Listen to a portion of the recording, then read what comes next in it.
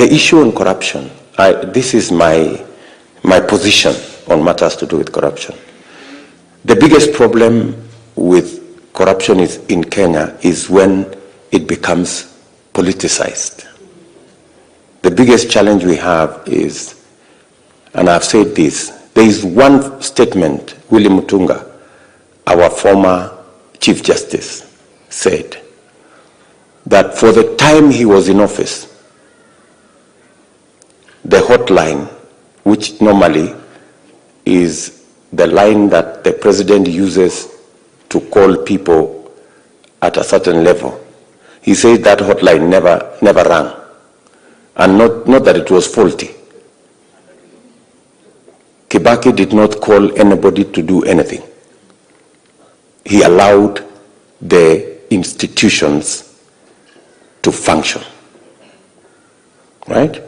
My position in matters of fighting corruption is to make sure, as we have done under this administration, to make sure that the DPP has the software, the human resource, and the financial resources to discharge his responsibility.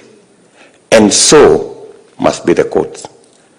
Today, the courts, and I said this in Bomas when we had this BBI thing, today we have a judiciary fund that has never been operationalized.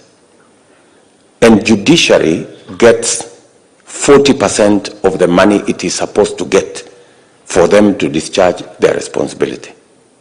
The judiciary, in accordance with the law, is supposed to get 2.5% of our budget.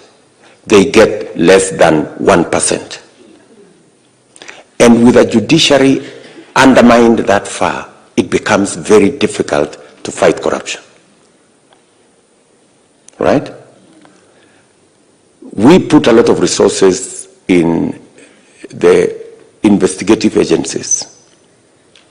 My position is that the fight against corruption will succeed when we capacitate all the institutions charged with fighting corruption and we remove politics from it.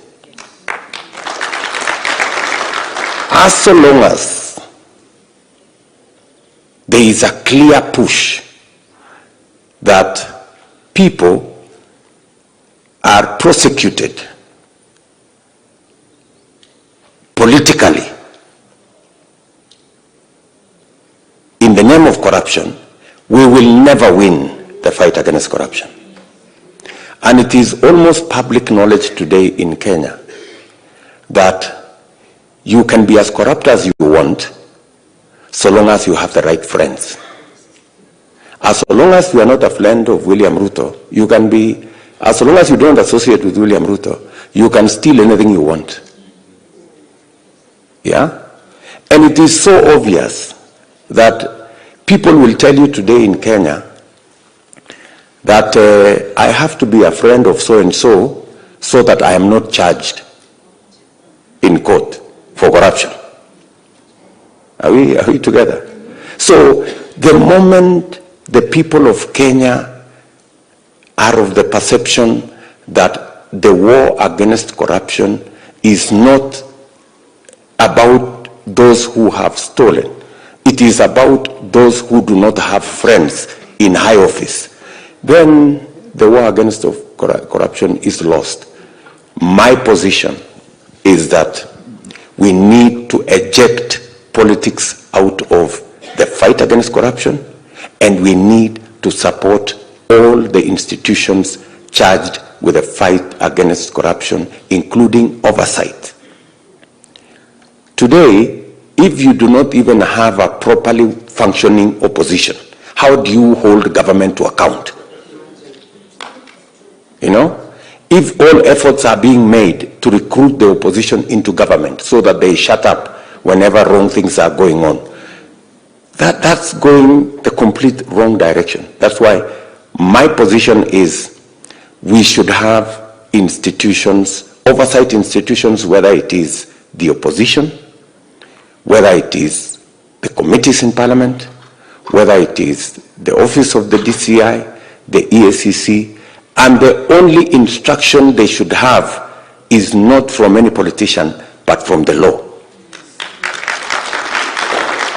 That should be our position, and that is my position. On the issue of the health plan we have, I think you are 3-4 steps ahead of us.